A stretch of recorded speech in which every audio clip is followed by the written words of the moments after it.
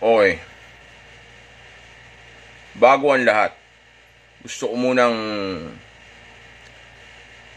magkasundo tayo na lahat ng mga matututunan nyo ngayon ay gagamitin ninyo ng tama. Okay? Hindi ninyo gagamitin ito para manakit o gumawa ng hindi maganda sa mga kababaihan. Okay? Instead, gagamitin nyo lang ito sa mga babae para mas maging maayos lang yung mga relasyon ninyo sa mga kababaihan at para na din sabihin nating mas mag-enjoy kayo ng mga babae na mapaggagamitan mo ng mga bagay na ito. Okay? Ayoko nang gagamitin ninyo ito sa illegal o mamumuwersa kayo ng mga kababaihan. Actually, yun nga ang rason kung bakit ko itinuturo ito dahil ang gusto ko ay daanin ninyo sa maayos na diskarte ang mga babae. Hindi sa puwersa o sa panlalamang sa mga kababaihan. Okay? So, ano ba itong bagay na ituturo ko sa inyo na napaka-epektibo at sabihin na nating malupit kapag ginamit mo sa mga babae. Okay? Well, actually, ang ituturo ko sa inyo ngayon ay, kung tawagin ko ay the gambling effect. Okay? Kung marunong ka sa pagsusugal o may experience ka sa pagsusugal, magiging madali para sa iyo na maintindihan itong matututunan mo ngayon. Okay? Kasi again, gaya ng palagi ko sinasabi sa inyo, ang babae ay emotional. Okay? They are not logical. Okay?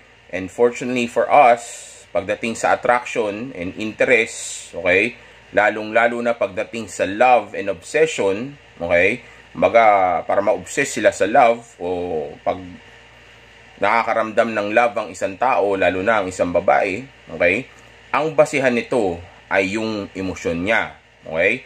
So, kung ang isang lalaki ay may mararamdaman sa isang bagay, yung babae na makakaramdam ng parehong pakiramdam na ito ay multiplied by 10 ng feelings na ito. Ibig sabihin, mas may impact ito kapag yung babae ang nakaramdam ng bagay na ito. Ngayon, ano ang koneksyon ng gambling o ng pagsusugal dito sa ituturo ko sa inyo ngayon? Well, actually, ang koneksyon nito ay kumbaga, ang gagamitin kasi nating technique ngayon o discarding matututunan nyo ngayon ay may kukumpara mo sa gambling addiction. Okay? Ako kasi, mga G, dati akong nagtrabaho sa isang online casino. Okay? Nung ako ay empleyado pa. Okay? At maniwala kayo sa akin, dahil sa gambling, karamihan sa mga kliyente namin ay talaga namang nauhumaling at naglulustay ng napakaraming salapi. Okay? May mga times pa nga na halos ubusin na nila yung pera at mga naipundar nila at masira pa yung mga buhay nila ng dahil lang sa gambling. Okay? Sa totoo niyan, hindi naman nila ito na ginagawa madalas ng dahil lang sa pera, kundi dahil na-addict na sila sa gambling o sa pagsusugal. Okay? Hindi lang dahil may makukuha silang reward o dahil yayaman sila o dahil gusto lang nila makabawi. Matter of fact, iba nga nakakabawi na pero patuloy pa rin sa paglalaro. Yung iba nanalo naman na pero patuloy pa rin sa paglalaro. Okay? Kasi nga, ang tunay na rason kung bakit patuloy nilang ginagawa ang bagay na ito ay dahil dun sa pakiramdam na nakukuha nila tuwing naglalaro sila nitong activity na ito, which is yung gambling nga o yung pagsusugal. Okay? Dahil tandaan nyo, ang pagsusugal ay isang game. Okay? So kung ito ay isang game, ibig sabihin ito ay exciting, ito ay enjoyable, ito ay nagre-release ng dopamine sa utak natin. Okay? Dopamine na parehong chemical na nai-release ng pakikipag-anuhan sa kama, pagkain ng masarap, okay? Mga activity masasaya, okay? Kasama mo yung taong gusto mo, okay? Kasi ang dopamine ay tinatawag natin na happy hormones, okay? O happy na chemical, okay? So kung ang gambling ay nakakapag-release ng dopamine sa utak natin at ang babae ay emotional, okay? Then panigurado itong babae na ito, since makakaramdam siya ng emosyon dito at masayang feelings, kung magagawa mo sa kanya ng tama itong bagay na ito, kumbaga maibibigay mo sa kanya yung kayang ibigay ng gambling, then one thing is for sure, mau-obsess siya sa bagay na ito. Okay? Ngayon ang tanong, paano ba i-execute itong bagay na ito? Well, simple lang naman. Okay? Kapareho lang siya ng gambling. Ano ba ang mga bagay kasi na mayroon na mayroon sa pagsusugal na nagpapa-addict sa isang tao. Okay? Isipin nyo, kung ang lalaki nga na-addict sa gambling, paano pa yung mga babae? Emotional sila. Diba? Well, fortunately, sa ibang mga kababaihan, hindi sila interesado masyado sa gambling. Wala doon yung interest nila. Lalaki ang may interest doon kasi nga dahil sa pera. Okay? Pero kalaunan, hindi na pera nga yung hinahabol nila. Yung excitement na lang o yung fun or enjoy ng paglalaro ng gambling o pagsusugal. Okay? Katagalan. Okay? Pero yung mga babae, ang interest nila ay nasa mga drama, sa pelikula, 'di ba, sa teleserye, 'di ba, sa pakikipagrelasyon. Okay? Kasi babae sila, 'di ba? So kung yung interest ng babae o yung mga bagay na gusto ng kababaihan ay hahaluan mo ng bagay na nagpapa-addict sa mga lalaki sa pagsusugal, then imagine mo kung anong mangyayari sa kanila, 'di ba? Alam ko na hindi sila ganun ka-interesado sa gambling, though marami pa ring nagagamble na mga babae, okay? Na kapag kayong babae nga ay naggamble o nagsugal, sila yung mga madalas na nahuhook talaga, o sabihin na natin madalas na talaga namang nahuhumaling o na-addict o na-obsess sa gambling, okay? Kapag ka naglaro sila, pero kung may iwasan nila ito na wag maglaro, hindi nila mararanasan yun. Okay? Pero pag naranasan na nila, maniwala kayo sa akin, ang dami kong kilalang babae, na-addict talaga. Mas na-addict pa sa mga kalalakihan. So kung ilalagay mo nga itong feeling ng nakukuha ng isang tao sa pagsusugal, sa isang bagay na interesado ang babae, which is actually yung pakikipag-date o pakikipag-usap sa isang lalaki, okay? O yung magkakaroon ng emosyon sa bagay na ito, sa isang relasyon, then imagine mo na lang, 'di ba? Even you, 'di ba? Kung gagamitin mo yung logic mo at critical thinking mo, o kung iisipin mo na mabuti o imagine mo, 'di ba? Then panigurado, hindi lang basta makukuha mo sa babae yung mga bagay na gusto mo, hindi lang basta respetuhin ka niya, kundi panigurado na ma-addict o ma-obsess pa siya sa iyo. Katulad ng kaadikan at obsession na makukuha niya kung maggagamble siya. Okay, pero since hindi nga siya maglalaro ng sugal palagi, dahil hindi nga ito yung interest niya talaga, lalo na kung may pera siya, dahil yun ang unang thinking, di ba, ng tao, bago maglaro ng sugal, di ba, pera, di ba? So dahil hindi niya naman ito kailangan, yan ang iniisip niya, okay, then hindi niya ito makukuha dyan sa pagsusugal. Pero dahil interesado siya dito sa bagay na ito, okay, tapos isasali mo itong feeling na ito, okay, then yung babae panigurado ay mahuhok at mahuhok. Okay, so ngayon, ano ba yung mga bagay na dapat na gawin mo o dapat na mayroon ka para maibigay mo sa kanya itong gambling effect na ito? Okay, itong pagsusugal na epekto ng pagsusugal sa isang babae sa isang relasyon. Well, una pa lang, gamble, di ba? So ibig sabihin, dapat mag-risk yung babae. Okay? Ibig sabihin, dapat mag-invest yung babae. Okay? So umpisa pa lang, dapat mayroon na siyang pag-i-investan sa iyo. Okay? Ibig sabihin, hindi naman pwede mag-invest ang babae ng time, ng effort, ng energy, ng attention niya, at lalong-lalo na ng katawan niya o ng pagkatao niya sa isang bagay nang wala siyang nakikitang value o return of investment dito sa bagay na ito. Di ba? Kaya nga tayo nag-i-invest. Kaya nga tayo nagsusugal. Di ba? Kaya nga tayo naglalaro. Di ba? Kaya nga tayo sabihin natin bibigay ng atensyon o ng oras sa isang bagay, dahil alam nating mayroon tayong mapapala. Okay, ngayon, ano itong mapapala na tinutukoy ko? Diyan papasok ngayon yung value mo bilang tao. 'Di ba? Dapat maayos kang lalaki, may value ka, attractive ka, 'di ba? May game ka, may status ka, may looks ka, may sabihin nating may money ka, 'di ba? Pero hindi mo kailangan lahat. Pero ang punto ko lang dito is at least dapat mayroon kang value o meron siyang nakikita na makukuha niya sa iyo kapag ka nag-invest siya sa iyo. Meaning, pagka tumaya siya o nag-risk siya, okay? O yun nga, nagsugal siya. Okay? Kasi susugal siya, hindi niya alam kung worth it ba yung makukuha niya o mananalo ba siya o sabihin nating mayroon ba siyang makukuhang return of investment nga o sabihin nating worth it nga ba yung makukuha niya. Baka mamaya, ano naman pala, hindi naman pala ganun ka worth it, di ba? Which is actually, dyan papasok yung pangalawang bagay na dapat na importante na mayroon ka. Okay? Which is yung pagiging unpredictable mo. Okay? Kasi una, 'di ba, kailangan may value ka bilang tao. Hindi mo po pwedeng jagit ka, 'di ba? O sabihin natin wala kang pera o hindi ka nag-aayos, 'di ba? Hindi mo kailangan maging sobrang gwapo, basta may makita lang siyang may value. Okay? O marunong ka sa game, 'di ba? Yung napaparamdam mo sa kanya yung dapat niya maramdaman. O masculine na masculine ka, lalaki ka, leader ka, may status ka, maganda kang trabaho, 'di ba? So, yeah, dapat ganoon. Hindi po pwede yung wala, 'di ba? So, meron ka ng value. Ngayon naman nga, gaya na sabi ko kanina, papasok naman ngayon yung pagiging unpredictable mo. Dapat wala siyang assurance sa iyo. Okay?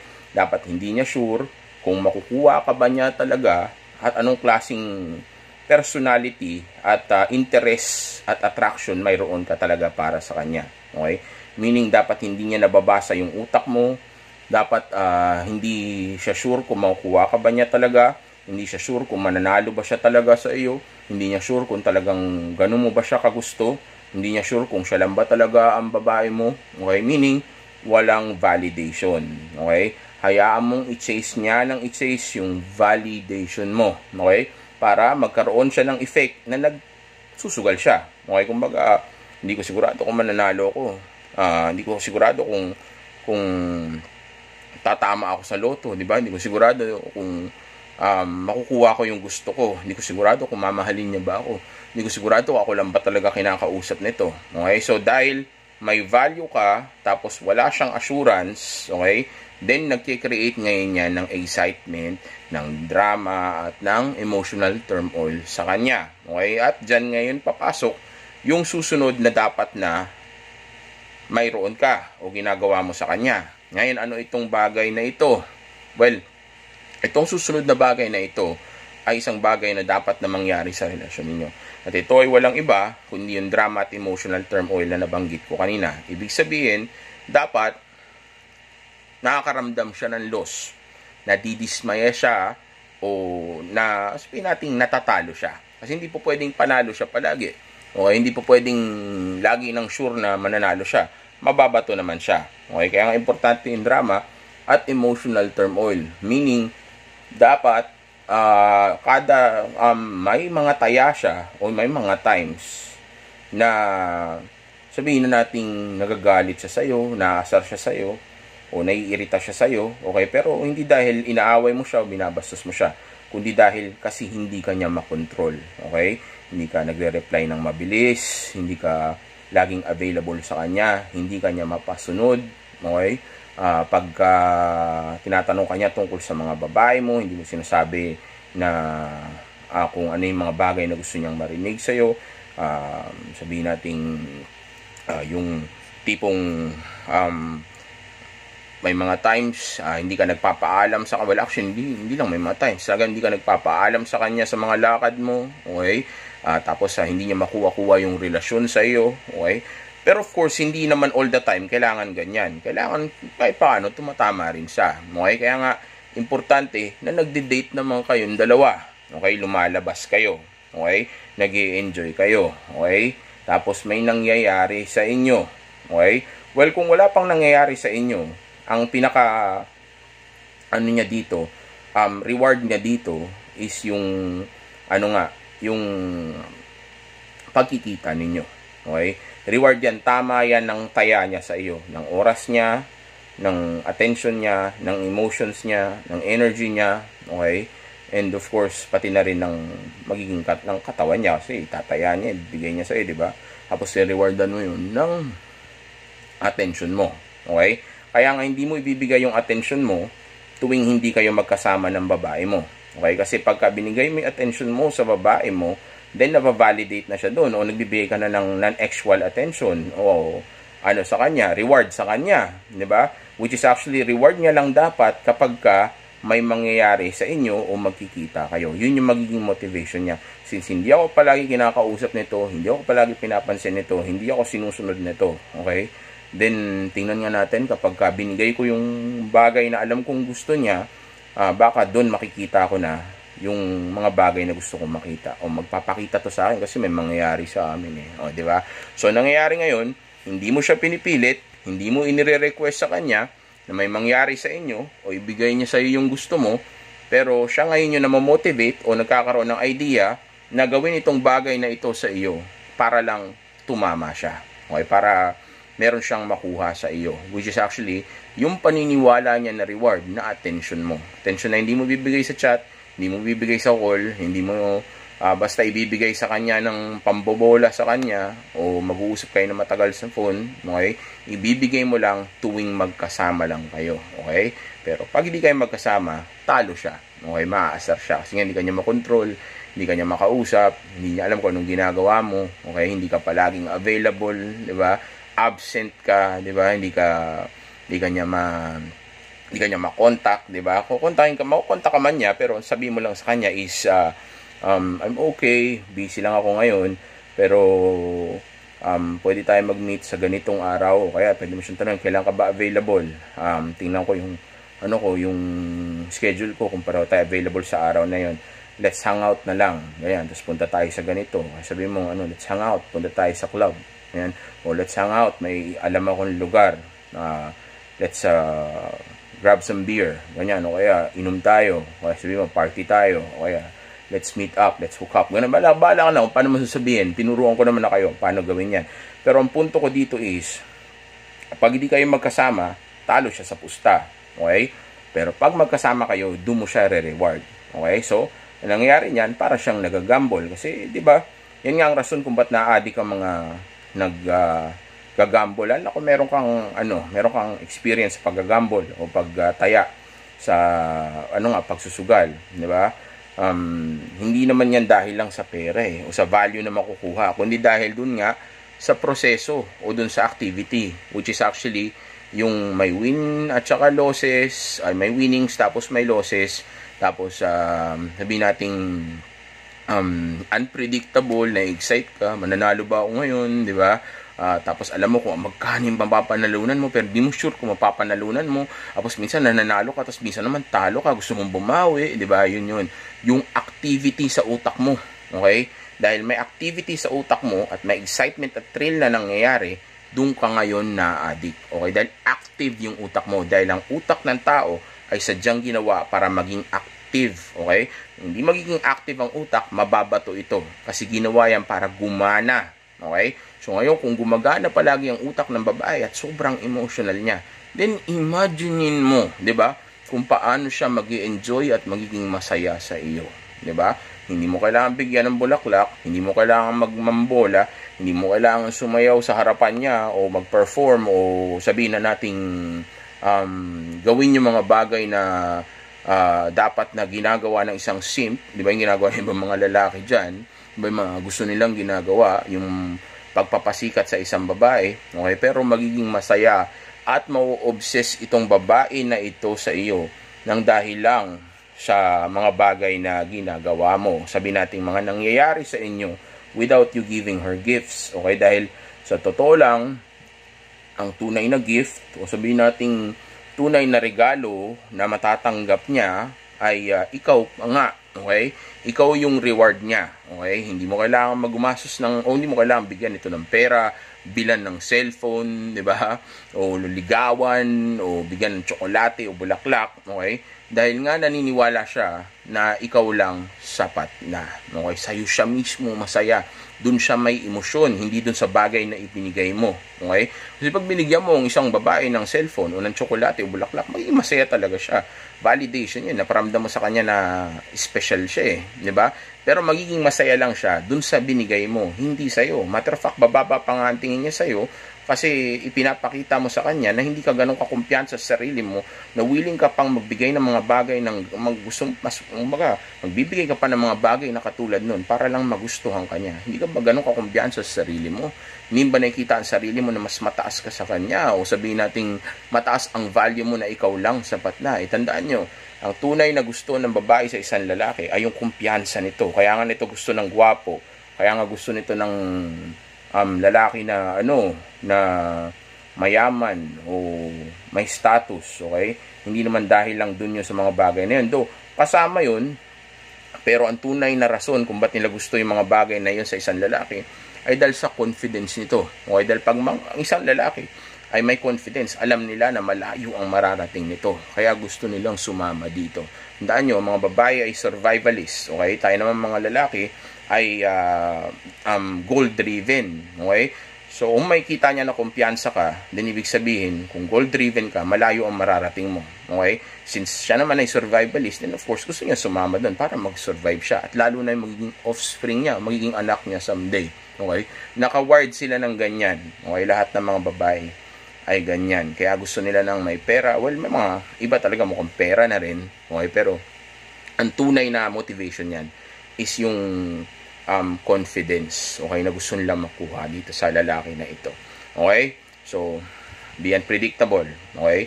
Kailangan natatalo siya, kailangan nananalo siya. Balanse lang. Okay? Paano gawin yan? Meron na akong video tungkol dyan. Hindi ko na lahat sasabihin dito dahil haba na naman yung video natin. Nasabi ko naman na yan sa ibang video. Okay? So, isa pang bagay na dapat na malaman mo o dapat na mayroon ka, okay, o dapat na ginagawa mo, okay, ay of course walang iba kundi yung kailangan may times na hindi available yung pagsusugal niya. Okay? Hindi po pwede na palaging available yung slot machine niya. Okay? O yung sabihin nating yung nilalaro niya na sugal nga. Okay? Yung game niya. Okay? Para kahit paano ay nami-miss niya ito. Kasi nakakasawa din, o mawalan din siya ng gana kung lagi namang available. Though, kahit paano, hindi naman ganun kalaki yung magiging impact nun. Pero mas malaki ang impact kung hindi ito available minsan. Di ba? Nakakaasar, di ba? Hindi available yung slot machine ngayon. Gusto ko maglaro eh, di ba? So, mamimiss niya ngayon yun. Doon siya makakaramdam ngayon ng itch na tinatawag, yung giyang sa mga nagda-drugs, di ba? Di ba? Kaya nga yung mga nakangati-ngati, di ba? Yung mga nagda-drugs, di ba, nagigiyang sila pagka hindi available yung drugs, di ba? Tapos pag bila nag-available, gigil sila, di ba? Daming kukunin, daming iskorin na drugs, di ba? O kaya daming sabi nating gagastusin na pera kasi nga bigla naging available, scarcity ng supply. Okay, ganun ang gagawin mo. Okay? So sa loob ng isang linggo o sa isang buwan, again, tinuro ko na sa inyo to dati pa, kailangan may isang buong linggo na hindi ka magpaparamdam, walang message, walang call, okay? Tapos walang meet up, okay? Tapos magbabalikan mo lang siya kapag tapos ng isang linggo, tapos replyan mo lang yung huling response niya, sagutin mo yun, tapos yayayain mo siya ulit lumabas. Okay, may message, may video na ako niyan, paano gawin yan. Pero simple lang yan, kunyari, kinamusta ka niya, okay, naaway ka niya. Replyan mo lang, sabi mo, I'm okay. Naging sobrang busy lang ako, okay, pero available ako ngayong linggo, sama ka sa akin sa Sabado, ganyan, o sa araw na to, punta tayo sa ganito, ng ganitong oras. Okay, tanungin mo siya, kailan ka available, tingnan ko yung schedule ko, let's hook up, labas tayo, usap na lang tayo, may gusto rin akong sabihin sa iyo. Ganun lang, makikipagkita yan, sigurado, okay, magalala, makikipagkita yan. Mga nagsasabi na baka hindi makapagkita o hiwalayan sila o hindi na maging interesado yung babae dahil nawawala ka o dahil hindi ka available, mga beta yon, mga walang kumpiyansa sa sarili nila yon. Hindi, kahit sinong babae hindi hiwalayan ng isang lalaki kung mataas ang pagtingin niya dito o may value ito o hawak mo na yung emosyon niya. Okay, maniwala kayo sa akin, since nakapag-date na kayo ng ilang beses bago ka na nag-pull back, bago ka nawala yung availability mo, naging unavailable, then mayroon ng attachment doon. Okay, so Since may attachment na doon, napaka-imposible na bumitaw pa siya sa'yo, lalo na kung may nangyari na sa inyo. Okay? Kaya ang gagawin mo ito, pagkatapos ng ilang beses na date ninyo. Okay? Hindi mo to gagawin sa umpisa ng dating ninyo. Okay, gagawin mo ito pagka may nangyari na sa inyo, okay, tapos na roller coaster mo na siya, o kaya nagamit mo na itong gambling effect na ito sa kanya. Okay, bigla kang hindi magiging available. Okay, ng isang buong linggo. Okay, tapos ngayon pag nagkita kayo ulit, babalik na ulit yung excitement at thrill at emosyon o feelings o dopamine na marireceive o makukuha ng babae na ito sa iyo, na talaga namang kakaadikan niya ng sobra. Dahil kung lalaki nga na-addict sa ganitong pakiramdam, paano pa kaya yung mga kababaihan? Okay? At pag nagawa mo ito sa kanya, lahat ng bagay na gusto mo, lahat ng mga bagay na ipapagawa mo sa kanya, okay, lalo na yung respeto niya sa iyo ay tataas at tataas. Lahat ito makukuha mo. Okay? Kung gusto mong maging masarap kayo sa kama, o gawin niyo lahat ng mga posisyon o dapat ang mga mangyayari ito. Okay? Hindi mo magiging problema ang babae mo kasi masaya siya sa nararamdaman niya sa iyo. Meaning, mahal ka niya o in love siya sa iyo. Matter of fact, hindi lang basta in love. Baliw na baliw siya sa iyo. Obsessed na obsessed siya sa iyo. Kaya takot na takot siya na mawala ka kasi nga ang gusto niya palagi niyang nararamdaman itong pakiramdam na ito. Katulad ng mga na-addict sa sugal. Enjoy. Sa tandaan mo, safe X is the best X at huwag gagamitin sa mali ang napaka makapangyarihan na bagay na ito. Good luck.